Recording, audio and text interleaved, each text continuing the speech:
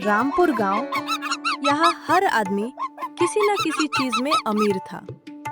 किसी के पास पैसा था, किसी के पास जमीन, और एक आदमी ऐसा भी था जिसके पास इन दोनों में से कुछ भी नहीं था। उसका नाम था रघु।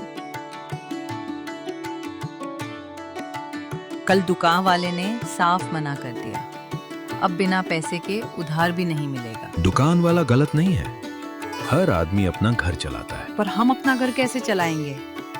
रोज काम ढूंढते हो, रोज खाली हाथ लौट आते हो, कब तक? जब तक पैर चल रहे हैं तब तक उम्मीद भी चलती रहेगी। कभी कभी लगता है भगवान सिर्फ अमीरों की सुनता है। नहीं सीता, भगवान सबकी सुनता है, बस जवाब देने का वक्त अलग होता है। रघु के पास जवाब कम थे, लेकिन भरोसा बहुत था। इसी भरोसे पर उसका घर चल रहा था। सुबह होते ही रघु रोज की तरह काम ढूंढने निकल पड़ा। रास्ते में उसकी मुलाकात रमेश से हो गई। अरे रघु, सुबह सुबह फिर मजदूरी? और क्या, पेट रोज भूखा होता है, उसे कल की रोटी याद नहीं रहती। एक बात बता, इतनी मेहनत करके भी मिला क्या?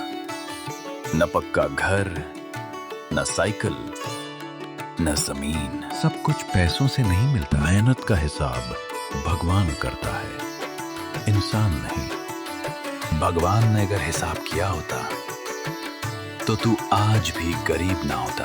गांव में लोग रघु की गरीबी देखते थे, लेकिन उसकी बातों में छुपी अमीरी बहुत कम लोग समझते थे। थोड़ी देर बाद रघु को एक किसान के खेत में काम मिल गया।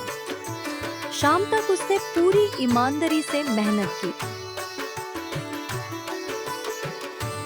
ये लो तुम्हारी मजदूरी। बाबूजी, आपने 100 रुपए ज्यादा दे दिए। रख लो, मुझे याद भी नहीं रहेगा। मुझे याद रहेगा। जो मेरा नहीं है उसे घर ले जाकर खुशी नहीं मिलेगी। काम खत्म करके रघु चाय की दुकान पर रुक गया। वहाँ हरी काका बैठे थे। सुना है तुमने ज्यादा पैसे वापस कर दिए। गलत पैसे घर ले जाता तो अपनी नजरों में गिर जाता।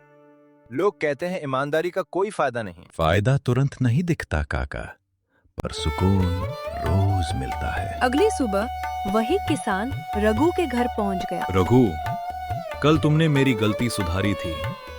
आज मैं तुम्हारे लिए एक मौका लेकर आया हूँ। मुझे अपने खेतों की देखभाल के लिए एक भरोसेमंद आदमी चाहिए। मजदूरी से दुगनी तनख्वाह मिलेगी। मुझे ही क्यों चुना? मेहनती मजदूर बहुत मिल जाते हैं, लेकिन ईमानदार आदमी बहुत मुश्किल से मिलता है। उस दिन रघु को सिर्फ नई नौकरी नहीं मिली, उससे मिला था अपनी ईमानदारी का इनाम। याद रखिए, पैसा मेहनत से कमाया जा सकता है, लेकिन भरोसा सिर्फ ईमानदारी से ही कमाया जाता है।